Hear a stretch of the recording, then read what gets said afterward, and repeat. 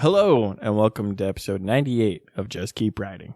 A podcast for writers. By writers. To keep you writing. I'm Nick. I'm LP. I'm Brent. And I'm Will. And as you can tell, Marshall is missing this week, and we dearly miss him. Kind of. But we are going to mix it up a little bit, change things a little bit. If you guys haven't caught our last two episodes of covering Trilogy and Andrews Never Say You Can't Survive, go ahead and hop on that now, pick up the book, follow along.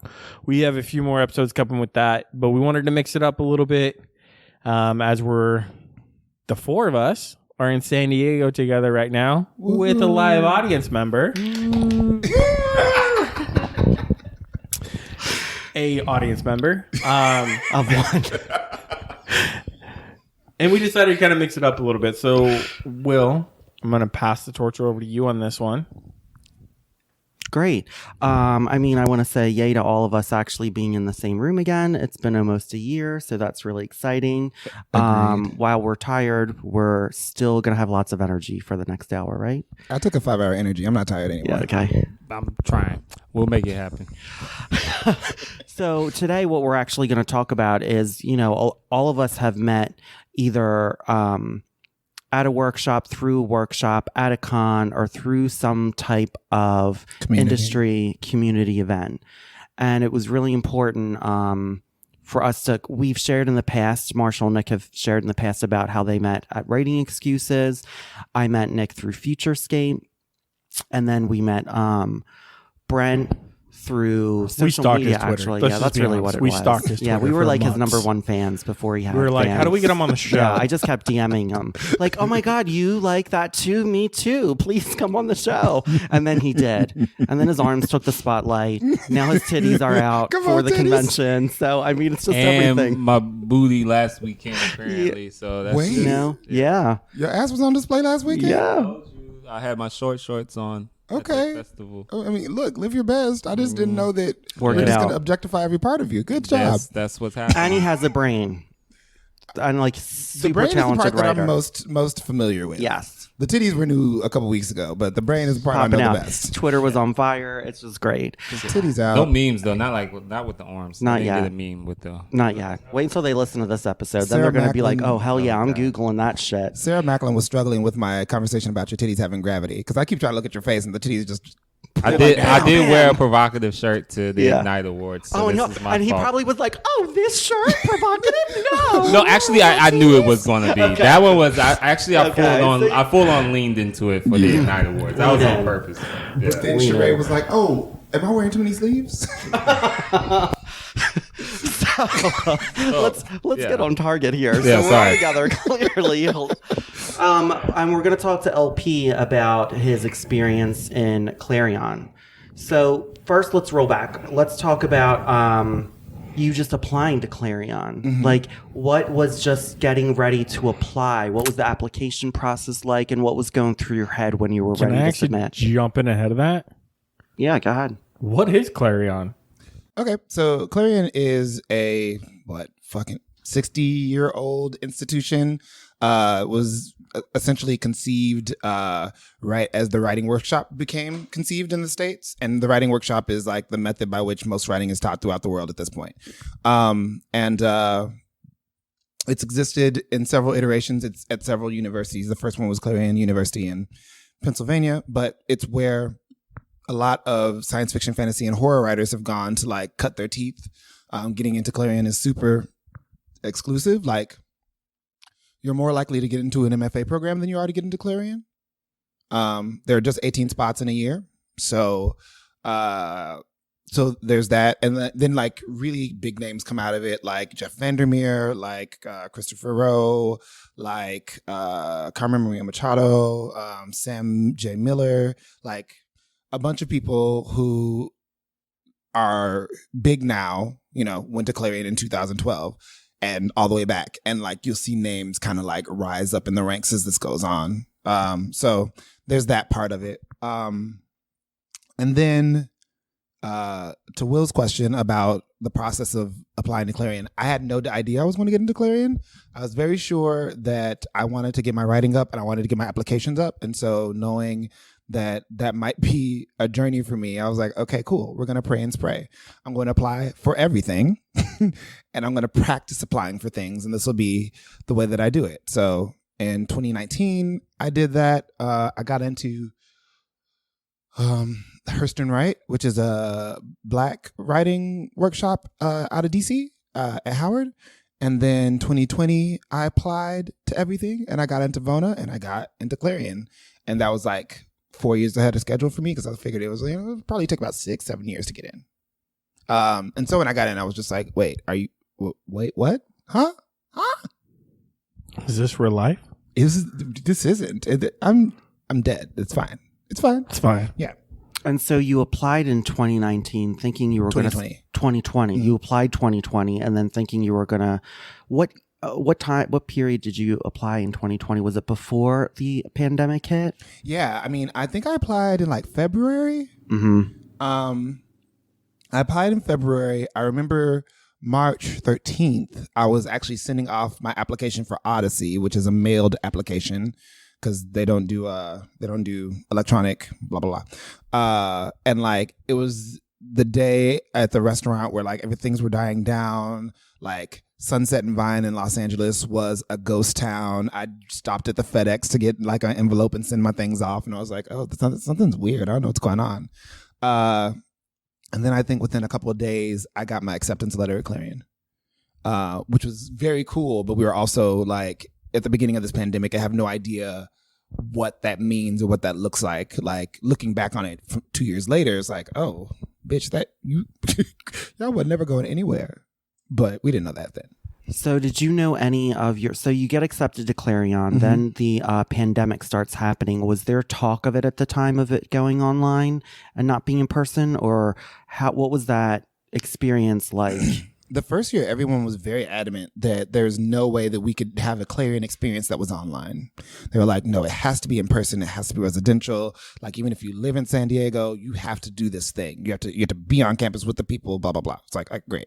2021, they were like, well, do you guys want to do an online version? And Clarion West did do an online version. Let's go back. Clarion West is was an offshoot of Clarion. They were like, hey, you guys are centered on the East Coast. We'll do one on the West Coast. Eventually, Clarion moved from Pennsylvania to Michigan to San Diego. So it's at UCSD now.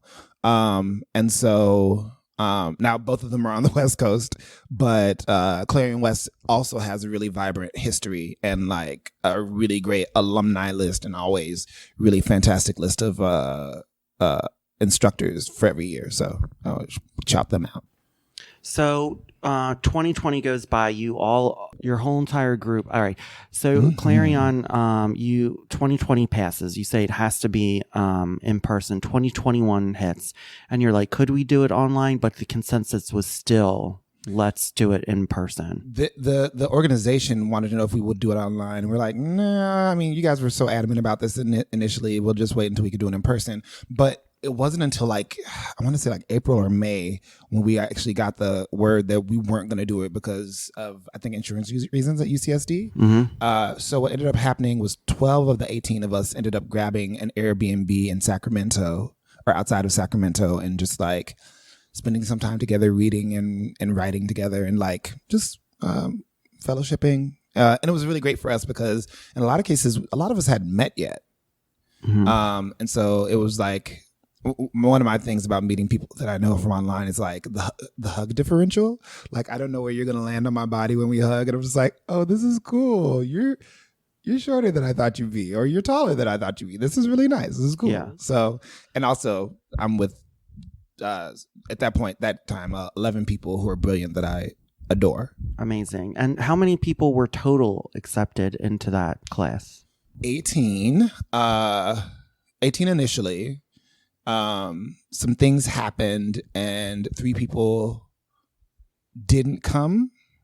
And so 3 alternates were put in. At the last minute were they put in? Or no. So one person got into Clarion West and Clarion and they decided to go to Clarion West. And so that got us one person. So that person's been with us for 2 years. And then last year, one of our cohort decided to have a baby. And so the due date was around the second week of Clarion. So she wasn't coming. And then there was another person who opted out. And so we got 2 new people in like April. Awesome. And then and there was 11 of you that went to meet in Sacramento, like 12. Yeah, 12 before. Like, was it a year before? A year before. A year before. Yeah. So you were already gelling, like as a group, and seeing each other's strengths and weaknesses, and you were building this great bond, which is a great advantage compared to like classes in the past. Right, because they only have like 2 months. Yeah. And they don't spend time with each other. Like, most of them are like in their heads, like trying to figure out what they're going to do to get there. Yeah. Because getting to Clarion is a pain in the ass. So you've had like a whole entire year. You meet some of your cohorts. You go on like this little retreat with them. You know, what was your wish that Clarion would do for your personal writing journey? I mean, so it's really interesting because my wish in the beginning is different from my wish when I went, because 2 years had passed. A lot of my career kind of happened in those 2 years, for better and worse. And so, you know, I really just wanted to go and like learn how to be a stronger writer and like just figure out like what it is I needed to figure out. That's what I wanted in 2020. But in 2022, like, I have friends in the industry and like I've published in some places and people kind of know my name, which is cool.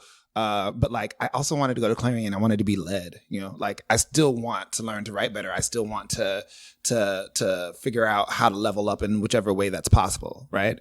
But the other side of that is that I have a good amount of like perspective. So like, you kind of can't just tell me anything and expect me to like go along with it. And I think that's also true for all of us because we'd spent, you know, 2 years together. And so there could be a version of it where like we were there for each other and hopefully something will happen with the instructors. Now, we talked prior to you going to Clarion, and you know, I think there was a lot of talk about like how sometimes people stopped writing after workshops, stopped writing after Clarion for a certain time. Mm-hmm. Was there this energy of that? Were you nervous if this was going to quote unquote like break you and not make you want to write? I mean, there are 2 versions of this answer. One's from before and one's for after, right? Yeah. So before, I was like, you know what, I'm just game. I'm going to throw myself at it. I'm going to do whatever I need to do to get what I need to get and blah, blah, blah, right? But from 2021 to 2022, I've had a lot of fallow periods of writing, which usually centers around how much community work I'm doing. So like the more community work I'm doing, the less time that I have to write and the less bandwidth I have for that. And at the outset, I was just like, yeah, I'm just going to throw myself at it because that worked in 2019 and I got published, right? Great. So instead, I was just going to throw myself at it, right? And then the other side, could you repeat the question one more time? You know, did you feel like, you know, were you afraid that Clarion was going to break you? Like it was going to like break you in a way that made you didn't want to write for a little bit, or break you in a way that was positive or negative? Because, you know, that term can be, it's loaded. Well, there are 2 ways, because so one thing is that there's an archive from the 60s up through 2016 when the records started being digitized. And so we have access to these records, right? Like we can like request them at the library, and the people at the library will bring them out and, you know, watch us while we look at them. We'll pour over work by Kaya Shanti Wilson, by work by like early work by Kaya Shanti Wilson, right? Like Carmen Maria Machado, et cetera, et cetera. Nino Cipri, Vida Cruz Borgia, who just won an Ignite Award. And one of the things that struck me was the number of like really big names now, or people that at least I recognize, but also in each of those cohorts, like the number of names that I don't recognize. Mm-hmm. Right. So like, I think, so talking about being broken in the workshop, I was broken in the workshop. Like I struggled really hard, and a lot of people in my cohort didn't struggle as hard as I did. And not to say that like, you know, and to be clear, everyone's brilliant. Like it'd be a different conversation. I was like, oh, of course you didn't struggle hard because like your stories aren't worth shit. Like people were turning in hot fire week after week. And in some cases like proofread. They like copy edited this shit. I'm like, bitch, I turned this in when I finished it 6 minutes ago. And it's a day late already. So like, please read this and get through it and like blah, blah, blah. So it did break me in a lot of ways. It forced me to confront the fact that like I'm not a fast writer, that a lot of times my stories are going to end up with me mining some of my own trauma, even if it's obfuscated. And that's hard to do, hard to write, hard to deal with. And also that like I have a lot of imposter syndrome with some of my peers who, you know, some of them are really widely published. You know, some of them are MFAs. 3 of my peers in that cohort are doctors, like literal doctors. So like I was like, bitch, I barely dropped out of college. Like it was kind of weird, but like I understand my process better, which is great. I understand that I don't have to spend 4 days fretting, 1 day planning, and 2 days writing. I can just write. And I wrote some of the best stuff that I've ever written there. So like, yes. But the flip side of that is, this is the third flip side. I'm sorry. The flip side of that is that like the way that workshops are treated historically, it's about being brutally honest and like, you got to be cool to be kind and blah, blah, blah. And I'm just like, none of that shit's necessary. And there were people in my cohort who had been hurt by other workshop experiences, or they had never workshopped before and they had a lot of trepidation about being in those spaces. And so we were conscientious, even though we never spoke about it, about not being those people who would tear people's work down because we could. Like that we didn't have any interest in that, right? And so when I think about the people who don't write anymore after doing Clarion, I'm like, I don't want to be someone who creates that person. The best case scenario is that all 18 of us publish within the next 12 months. But it'd be really sad to me if like 6 to 10 of us just stop publishing altogether. So that's what I don't want. Okay, I have a couple questions, but I want to involve the rest of the team for a minute. So you've known LP the longest, Brent. So what was it like seeing him start to apply for Clarion? And as someone like, what did you offer support, advice? Because sometimes when you're seeing your friends, you know, try to go about something major and then go through it, you know, you want to be supportive and, you know, give them the sense of balance. So, and also just what was it like seeing your friend like go through that? He didn't need my support. It was bulldozing through it regardless. So that was I mean, not that I'm being facetious, but yeah, I mean, I do mean that though. He didn't need my support. He was gonna go through it and push through no matter what. Like, I mean, he was determined to apply to all these places. Then don't give a damn what anybody else thought about it. So yeah, my support wasn't needed, but it was there. I mean, but I don't know. How did I feel? Well, I was like, oh, it'd be nice because, you know, being a local, I kind of like have seen some of the previous Clarion classes come through here. And see, I'm not an alumni, so I don't have to be nice. Not all of them were that hot. Like some of them were, I don't know, like some of them were pretentious, overbloated, unearned confidence. They just radiated things that I did not like necessarily. So to see his class was actually a breath of fresh air.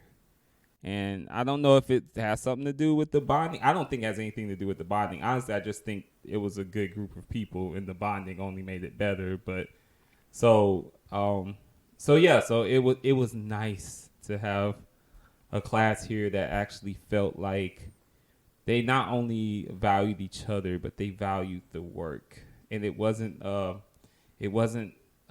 popularity contest or what can I do to be instructor's favorite or any of, you know, the things that I picked up on in the brief little bits of time I would see these classes come through, because they always go to the bookstore here, Mysterious Galaxy, and it is always fascinating to see them interact and to see how they interact with, you know, local writers in the community that might come to those particular events.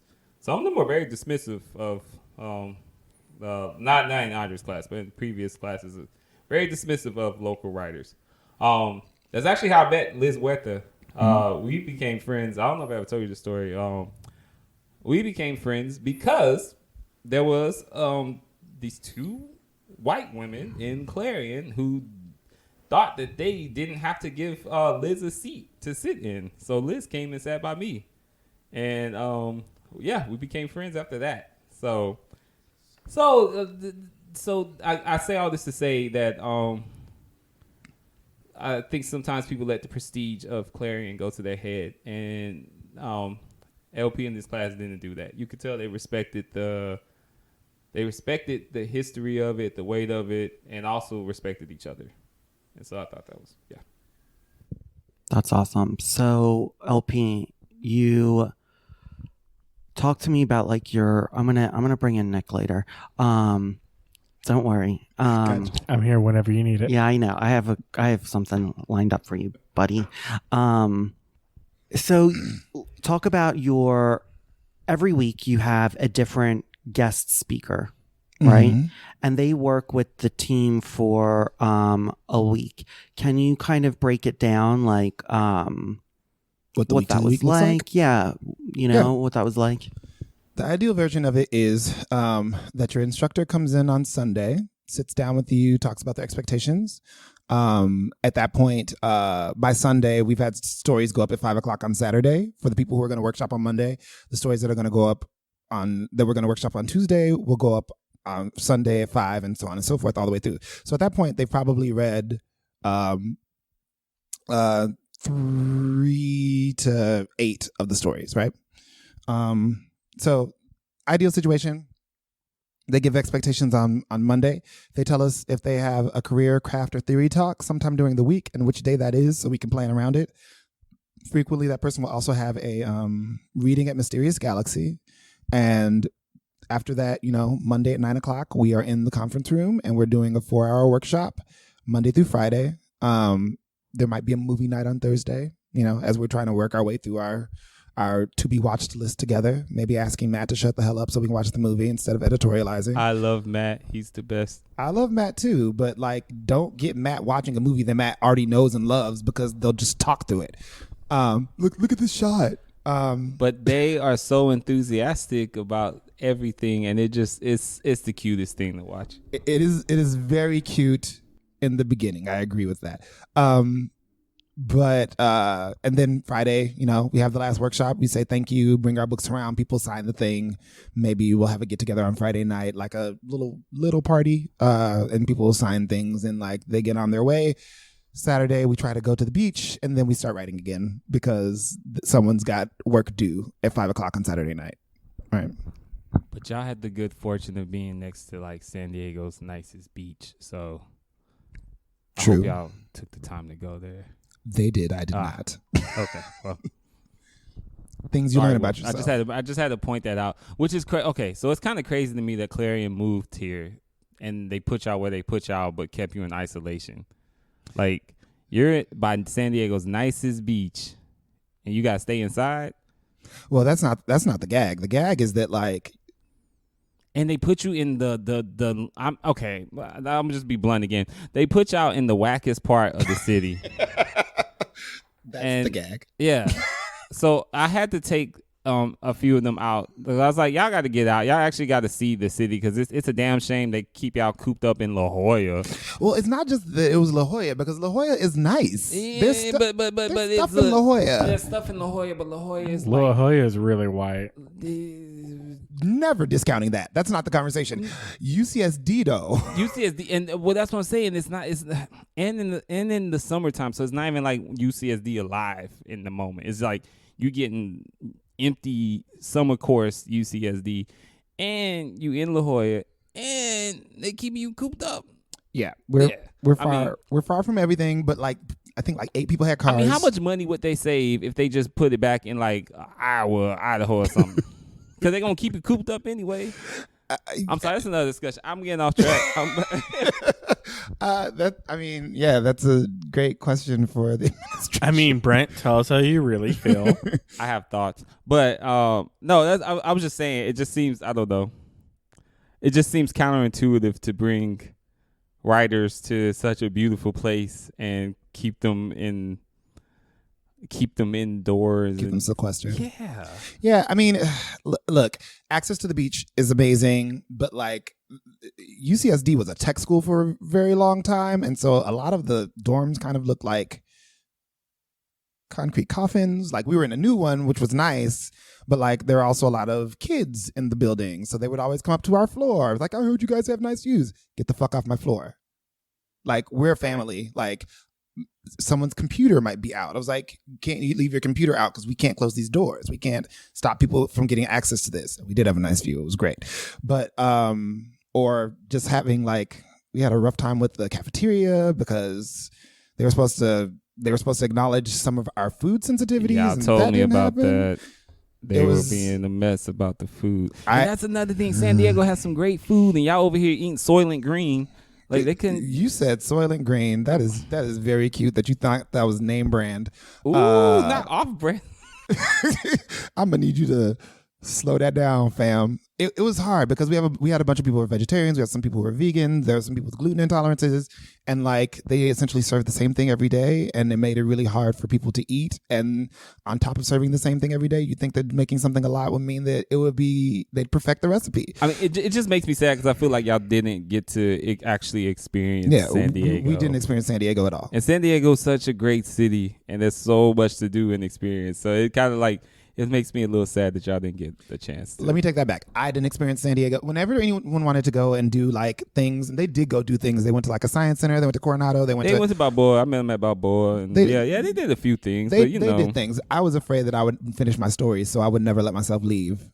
Yeah. And so that's kind of on me and me figuring out that I need people in order to be able to do this thing long term. Well, in your defense too, I mean, you're in LA, so it's not like you're like so far from here. It's like impossible to get here. Right. But like having experiences outside of the building on UCSD to bond with. That would have been nice. You know what You're though? right. Even Yeah. from a writing stance, they should probably do some type of excursion. That would probably be a really good.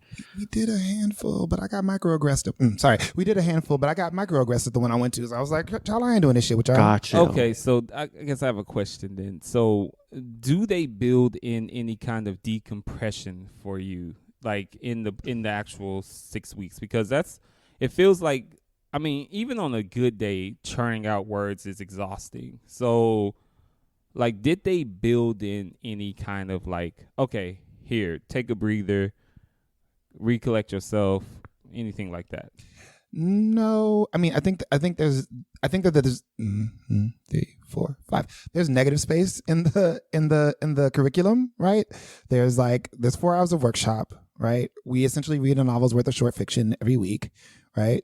So around those, assuming that you don't have ADHD and reading isn't hard and you're not dyslexic and writing isn't hard, you can have negative space around that to do things otherwise, right? And so all that time is yours essentially.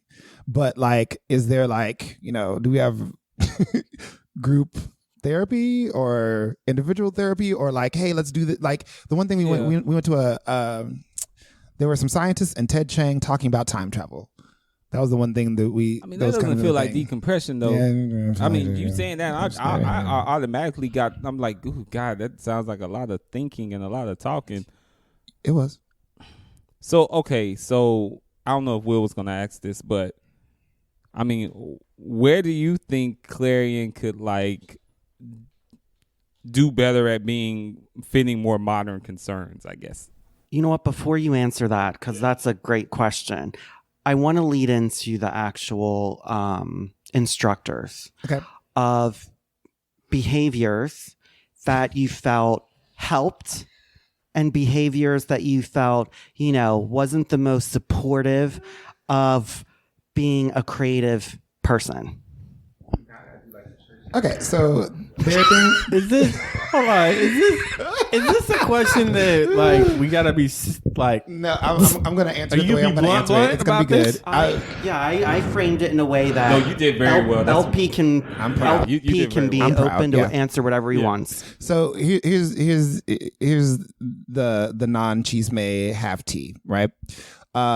Stuff happened with my Clarion that I'm not going to talk about because out of respect for the rest of my cohort.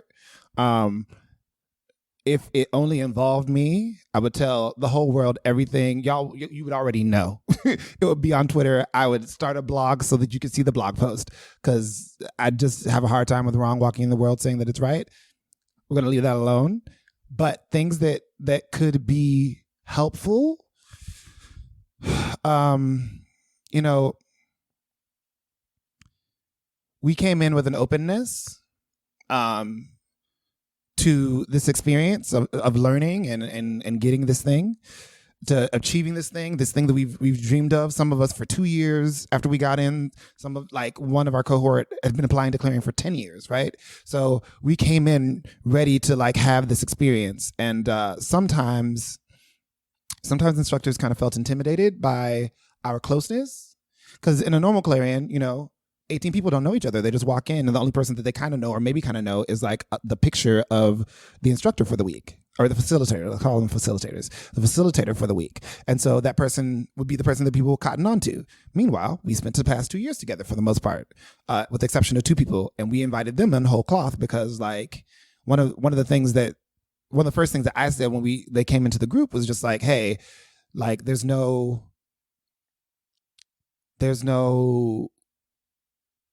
you know, there are no ringers, right? Like, all of us got in because our work was the best. All of us got in because, like, blah, blah, blah, whatever. Like, we had one person who was waitlisted at the very beginning, and, like, the class wouldn't be the same without that person, right? So them being in the class now was like, this is what was meant to be. This is where it was supposed to be, right? But, like, some people felt intimidated by how close we were, and that made things difficult. So let's follow that up with Brent's question. What was Brent's question? So, what do you think Clarion could do to be better as an experience when taking in a lot of modern concerns? Yeah, I think one of the things is that, like, Clarion isn't necessarily made for people who are neurodivergent. There's a lot of neurodivergence in my group. Specifically, one of us is dyslexic, and reading was really hard for that person. I have ADHD, and so reading is also really hard for me. Also, sitting down to write is really hard for me. And there are a couple of ways and concerns that we could have, like, addressed those for different people, which I thought would have been useful. The other thing that isn't Clarion specific, I think this is endemic to the writing workshop. Being a facilitator for a writing workshop is a skill that not everyone has, that people can develop, and that's 100% true. The thing is that we keep talking about facilitators like they're teachers, and that's a problem for me, because being able to facilitate a workshop isn't the same as teaching. Workshops are just workshops. You're reading work, you're commenting on work, and then the person's going back to do whatever they can with whatever they blah, blah, blah, blah. The thing about teaching, there were some craft workshops, there were some theory workshops, there were some career workshops, which were all great, right? But there wasn't a lot of teaching. And historically, writing workshops have been a struggle because people with books could qualify as facilitators, but they weren't teaching. They were just facilitating a workshop, which is A-okay if that's what we're doing. I think that building in a teaching function would reduce a little of the reading time. It would reduce some of the writing time, but I think that people would benefit from it. I think, like, I benefit from knowing how writers who have a track record of writing and writing successfully and publishing books or short stories or whatever the hell, like, how they move through their process. Or, hey, try this exercise. I won't be able to see it, but the facilitator instructor for the next week might be able to see you implement this in the way that you're telling stories for the next week, you know? And I think that would be super helpful, because we were light on craft workshops. We were very light on craft workshops. And talk to us about, like, what the craft workshops looked like. I mean, craft workshops can look like, hey, this is a deep dive into horror. Let's talk about what horror looks like. All right, what do you think about horror? Let's debunk some of the myths about horror. Great. So here are some exercises you can do around horror and see how that applies to this, that, and the other thing. Same with dialogue. We did a revision workshop with Anjali Sachdeva, which was really fucking cool. It was super fucking helpful to...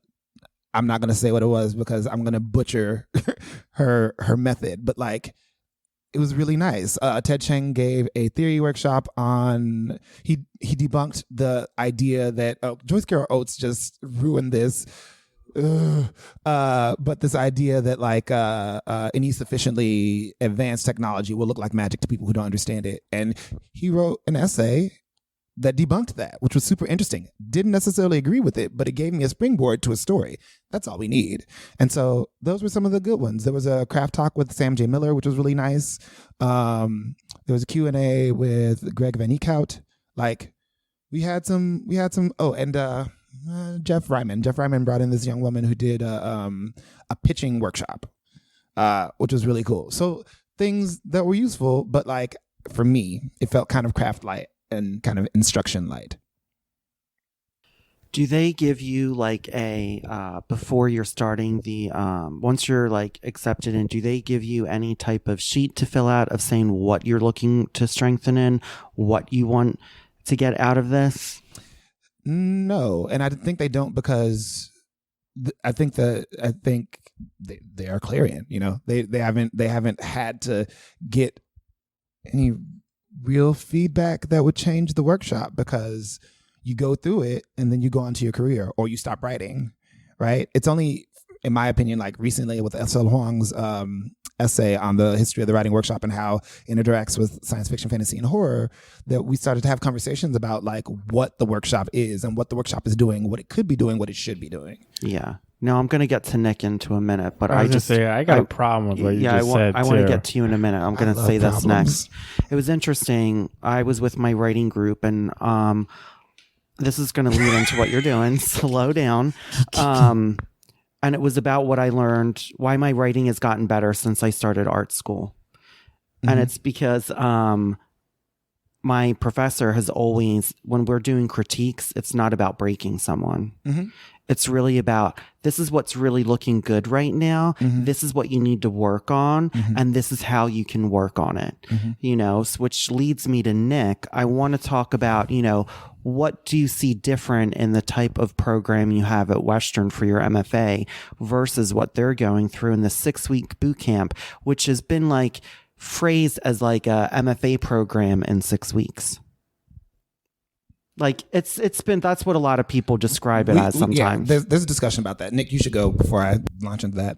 Yeah. So, I mean, just hearing like your story or what other people's stories, the first problem that I have with it is how many people stop writing for long periods of time afterwards and how they still have this workshop mentality of like, you gotta like be mean to be nice to really get your point across. Well, even if you subtract the be mean to be nice part, it's a recipe for burnout.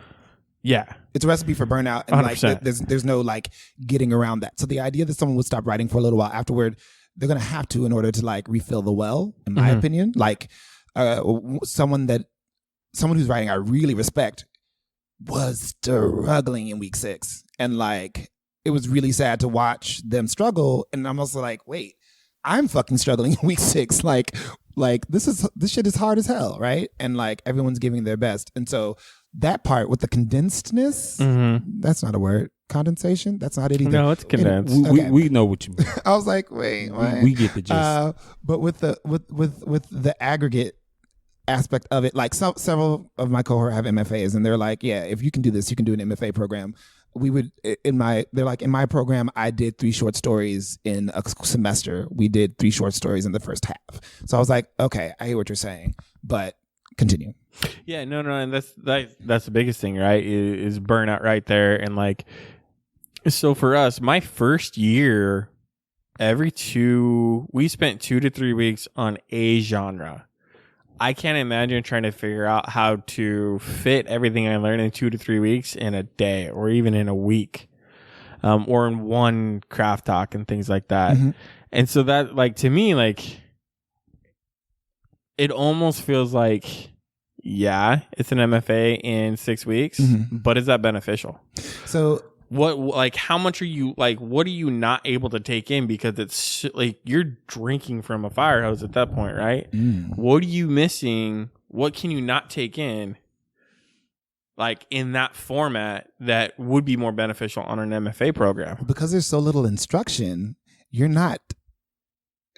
what you're not taking in, it's not even that. It's a conversation about, because what I found is it drills you down into the core of what your writing is, versus as long as you're not writing to the room. And we tried to make sure that people weren't writing to the room, because like the reason that people got in, we didn't know each other when we got in, right? So like we tried to narrow people into their expertises, and like as that happened, people showed up and showed out, right? So rather than like, oh well, you know, how are you gonna get horror and really understand horror in 2 weeks? No, what we were doing is like, how are you going to get to the core of what it is that you do as a writer? So that part works. Asterisks. Well, and I mean, I can't believe I'm about to defend institutions, but I think with the Clarion people, y'all guys come in at I'm trying to think of the right way to word this. A good metaphor. Y'all are like the AP course of an MFA class. If from what I can tell from the outside looking in, and I say that because to get, like you said, it's 18 slots. Like you pretty much like trying to get into like a minor league MFA program. So you guys are coming in there with, I'm assuming, an elevated understanding of most things writing related. Then I think. And again, I'm just making assumptions. Then someone coming into MFA program right off the bat. So I think there's a little bit of an expectation of Clarion students coming in there with a much better grip on certain elements, certain tactics and whatnot of writing than your average MFA person. But I think more than anything, the greatest benefit of Clarion is the name itself, right? Because so much of writing and the publishing world and the publishing industry is who you know, where you've been, where they've been, whose seats have you sat in, who have you talked to, and who's going to remember your name later on. And I think Clarion, for better or worse, is like a networking epicenter of like the SFFH industry. So if there's no other benefit compared to your standard MFA program, I would say it's that. But. Well, let me throw this in, because I want to make sure that, you know, people in their MFA programs get their flowers. I didn't graduate from college, and so me getting an MFA is very unlikely, right? And so, hell, me too. So I just want to make sure that like it's clear that like people apply to MFAs and don't get in. Like people in my cohort have applied to MFAs and haven't gotten in. So like that's a whole thing. People in my cohort with books that they haven't announced yet are applying to MFAs and not getting in. But that's a whole other conversation about gatekeeping and institutions. But like it takes a thing to get into a program. So that's that. But there are definitely benefits. There are industry secrets that people do not tell you. There is a lot of gatekeeping that people don't tell you that there are gates to. There are magazines, there are publications that are not open to submissions, but they always have content. You know? I'm talking about two. You're not thinking about the other one. Boom. Offline. Right? But like that exists, right? And so there are people who are like, oh, well, you've gone to Clarion. We're checking for you now. There are people who like, oh, you've gone to Clarion. Well, I personally will sight unseen send your ex to Y person. And that's it's heartening. Like when those things came out in the last week, I had a rough Clarion. Everyone didn't have as rough a Clarion as I did, because my mental health was suffering. I was not going outside and doing the fun shit. I was just staying inside and trying to write all the time. I had a really rough Clarion. So those like little nuggets of something really helped. Also, shout out, my last week was with Gwenda Bond and Christopher Rowe, and like they were ebullient, they were effusive, they were so excited about being there and like being supportive of us and and not just some of us, not the ones they thought were good. They were willing to give all of us help. I emailed Gwenda like 3 weeks ago asking her, like, how does one prepare for X, Y, and Z? And she came back, was like, which email do you want to use? I was like, oh, this one. And then rather than telling me how to prepare for the thing, I was in a conversation with somebody to help a thing move forward. So it's just like sight unseen. They respect what we're doing. And like, that was effing amazing. But like, week 6 kind of made my Clarion in a lot of ways. But I also got to read a bunch of brilliant fiction. So now that Clarion is done, and it's been done since the second week of August? First week. We got home on the 30th of July. So how does it feel now that we're in like late September? How do you feel with a little bit of distance? I want to write again. I'm not there yet. I'm at a place where I can edit some things, maybe do some revision. But I have plans to maybe try a nano thing. We'll see how that goes. But like, I have a better sense of what I'm capable of as a writer, which is super important, like a very big deal, because I hadn't tested myself enough up to that point. I also have a sense of like what I want to accomplish next. Well, ADHD. I always want to accomplish 37 things, but like I have a sense of like a order of like what's important, what's most important, what's least important. So those things feel really helpful, and I'm super excited about my people who haven't been published up through this point, and like them taking their stuff into the world, because there's some really talented names. Matt Olivas is a beast. Gwendolyn Hicks is a beast. Stephen Holtry is a beast. VG Campin. TK Rex is already out there wrecking shop. They have a bunch of stories coming out over the next 6 months. Sam Asher, Chelsea Sutton. I'm going to forget people. Y'all know Shingai just won the Ignite Award. Yes, I was so honored to be able to do that. But yeah. Like, there's so many people, and anyone I didn't name. Oh, y'all are going to lose your shit over Theodora Marsico. Andrew Dana Hudson's already blazing a trail. Sam Lastman doesn't have much fiction published, but it is so damn good. There's so many people that like you guys are going to lose your shit about when their work starts coming out, and I'm so excited for that to happen. What advice would you give someone when they're applying and then they get accepted? Okay. Applying, throw the best of what you have, and go into it like an apology, right? You can't mend the relationship, but all you can do is do your part. You can't force them to take you, but what you can do is give your best work and try your damnedest. And knowing that you probably that the odds are low that you'll get in, just throw it and just fling it, right? And if you're accepted, your cohort can be your fucking rock. Unfortunately, it seems like every cohort has a person or two, maybe 3, that doesn't gel all the time. That doesn't, 18 people, it doesn't make sense that everybody will like, oh my God, we're all going to get along all the time. Like, sometimes that happens, but like push comes to shove, like those people are also in your corner. Do you know what I'm saying? So like, I think it's important to just like really invest in your cohort, because your instructors are great. They're fantastic, but they're gone in a week. And you have these 17 people who are going to be your cohort for the rest of your life. Knock on wood, So invest in your cohort. And let me shoot one to the people who aren't going to go to Clarion, because you don't need to do this. There are plenty of people who are successful and have really great careers, and they never go to Clarion. Because on the negative side, Clarion is expensive as shit. Not everybody. One person in my cohort had to leave their child for 6 weeks.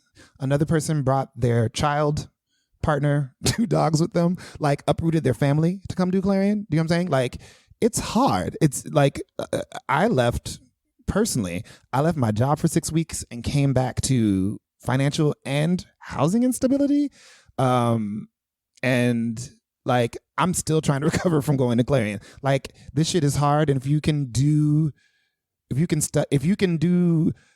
find a group of people that you want to do this with without going to Clarion, it's okay to do that as well if you want to do an intense study. Also, I should shout out Odyssey because they looking at their syllabus, it's very instruction heavy as well as workshop, and there's a curriculum, which I think is super cool because I haven't seen a lot of that.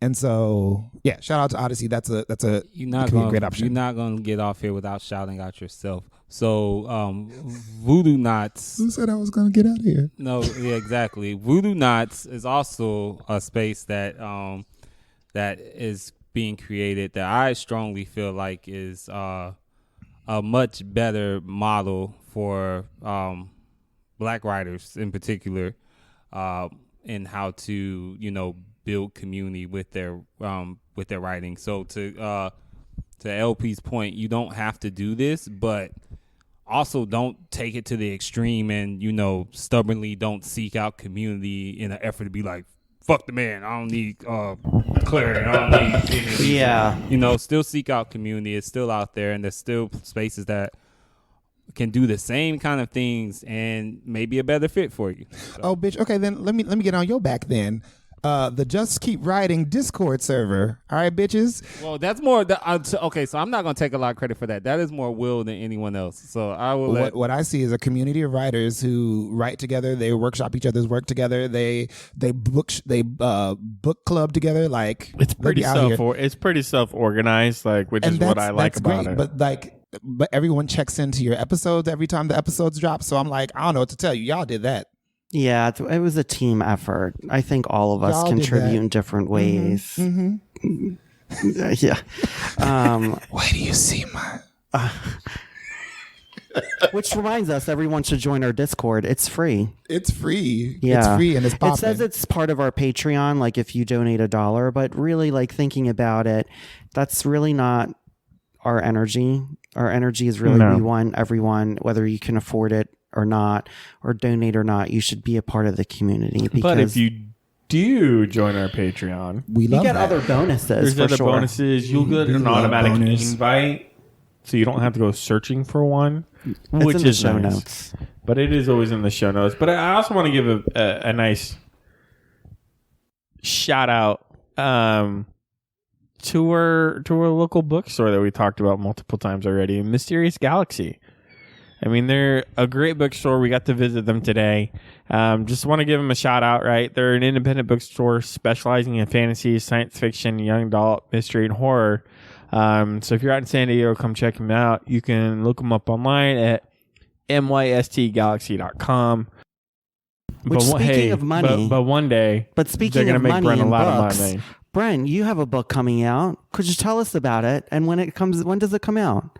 I don't know when it comes out, actually, just because I am currently in the hell throes of editing. So no idea when it comes out.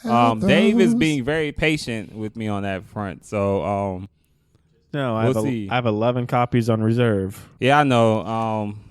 Yeah, I feel like a slacker. I haven't ordered enough copies, obviously. Oh God, please look! Don't make the editing worse. Right now, it's hell. Like this, it is massively. We could do a whole episode about how much I hate this process right now, but it's gonna get there. It'll get there. The writing of it was hard too. So like, the writing of it was hard. The editing's been hard. There's been nothing about this novella that has been. The cover reveal. Easy. Yeah, the cover was great. The cover was easy. The cover is beautiful. The cover was beautiful. Pretty. Honestly, that cover is what has motivated me from just not going to Dave and be like, look, just fuck it. I'm done. I can't do this. Like the cover. Please don't. Yeah. I was like, bitch, I'm waiting. Yeah, the cover has been honestly the thing to be like dragging me forward and be like, Brent, you got to finish this. You can't not have a story with that cover. So, and short, I guess, long story short, I don't know. I am putting all of my willpower into getting it done fairly soon. You got this. We're very excited. Yeah, it's going to be great. And LP, speaking of, you had a great time at Clarion. You produced some stuff. You've been producing over the last couple of years, though. where can people find you and where can we read some of your stuff? Okay, for context, I am a slow writer, but it is a slow and of high quality. So how many stories do I have out? 5. Am I industrious about getting things podcasted afterward? Yes, I am. Podcast your work afterward, like get it reprinted because it don't make no damn sense for that shit to just sit there and not do anything for you. I think I can talk about this particular thing. I think I can. Yeah, I think I can. I don't think it's against the rules for me to talk about it because it's not a spoiler or anything. So I actually am the narrator for one of LP's stories that's coming out on Podcastle. I'm so excited. So yeah, it was really good. Like he said, high quality. It was really fun. Yeah, and so I wanted more of it by the time I was done reading it. And also, too, it felt good to, like, read a story. See, this is the thing. We're going to talk about your work now. Yeah, let's All get right, it. so this is the thing that I like about LP's work. Okay, so I'm going to make it quick. 14 minutes, got it. I'm going to make it quick. All right, so LP's work is the kind of fantasy I just want more of because it is secondary, but it is still very much black. You know how like you have Lord of the Rings and everybody all of a sudden has a damn British or Irish accent for some fucking reason that doesn't make any sense. His people talk like black people. So yeah, just check it out. I have fun narrating it, so it should be coming out soon. We'll post some links in the show notes, and of course, Also, he was in tour.com as one of the best short can I do stories. This? Is that okay? I got y'all. Okay, go ahead, keep going. Because Do y'all know it. I got a list. I've been keeping track. look, Go we got for time. it. Go for it. Ooh, gonna make some time, right? Okay, so first, I guest edited an issue of Speculative City that focused on queer trans people of color. That came out in August, and I'm super proud of it. Features writers like Shioni White, Matt Olivas, AP Thayer, Kel Coleman, Derwin Mack, Joseph Hope, and with some nonfiction that includes Arlie Sorg, Susan Palumbo, and Iori Kusano. But there's also like a feature from ABO Comics, which is a organization that supports incarcerated peoples. Check it out, and if you really like it, support the Patreon so Mira can make more. Mira is the editor-in-chief of that magazine. It's fantastic. 1. 2, my short story Wanderlust just came out in Anathema, which is a magazine that publishes QT Poc as well. People are really loving it, feeling reflected by it. That makes me very excited, very happy. And it was featured in Alex Brown's August to be read. No, wait, must reads for August on tour.com. That was really amazing. That was my 4th time on that, and I'm really thankful to Alex. I'm really thankful that it's resonating with people. Voodoo Knots is a grassroots collective committed to addressing the underrepresentation and isolation of Black creators in speculative fiction. And the centerpiece of what we do during the summer is a fellowship retreat. But what's coming up next is our first anthology, which is called Voodoo Knots Present, Reliving Mythology, through Android Press. We're super excited about that. We just got a publisher's weekly review. It was a nice review. It was a really good review. Wasn't starred, but I was like, you know what? That's okay. And I have a copy so everyone can be jealous. Oh, I mean, I'm very jealous because I don't have a copy. I have the manuscript. So those are the things that are on. And then there's the thing that Brent narrated. I was so excited. They asked me what kind of narrator I wanted. I was like, can you find a Black gay man from the south side of Chicago? And they found the next best thing. Yeah, they got two of the check marks. Yeah. What do I need? I don't know. I think that's everything. I think you covered everything. I think that's everything. I think that's well, do you have anything that you want to say before we cut the time off here? 14 more minutes. LP, what just keeps you writing? Oh, shit. Why am I surprised by this? It shouldn't have thrown. I mean, it should not throw you off at this point. Everybody, Brent, you know this question's coming to you here when we get to your novella, right? I mean, yeah. I'm gonna have to keep reminding you because I forget every time I get asked it. Oh, I know exactly what my answer is going to be. Anyway, his answer is going to be spite. But what keeps me writing is like I write the things that I needed. I write things that make me want to feel like Kai Ashanti Wilson, because I didn't know who Kai Ashanti Wilson was until I read him. Do you know what I'm saying? So like, you know, secondary world, great. Black people in the future, great. Black people surviving horror movies, great. And being black as fuck, not just like, oh, look, look, Brandy's in I didn't still know what you did last summer and she survived. I was like, great. If I replaced her with a white person, would she be the same character? Yes? Okay. Got it. Great. And so I have a real problem with token blackness. That's why my characters sound black in secondary worlds, and they sound black in the future, and they sound black in horror, and they even sound black underwater. It's really nice. I write the things that I needed, so that hopefully other people will get what they need. I love it. And this has been Just Keep Writing, a podcast for writers, by writers, to keep you writing. You can find us at justkeepwriting.org. Follow us on Facebook, Twitter, Instagram, and YouTube. Feel free to reach out to any of us on our social medias, and please jump in our Just Keep Writing Discord channel. Links to all of that is in the show notes. Lastly, please support our show by going to patreon.com/justkeepwriting. We offer daily writing prompts, early access to podcast episodes, and much more. Thanks for listening, and just keep writing.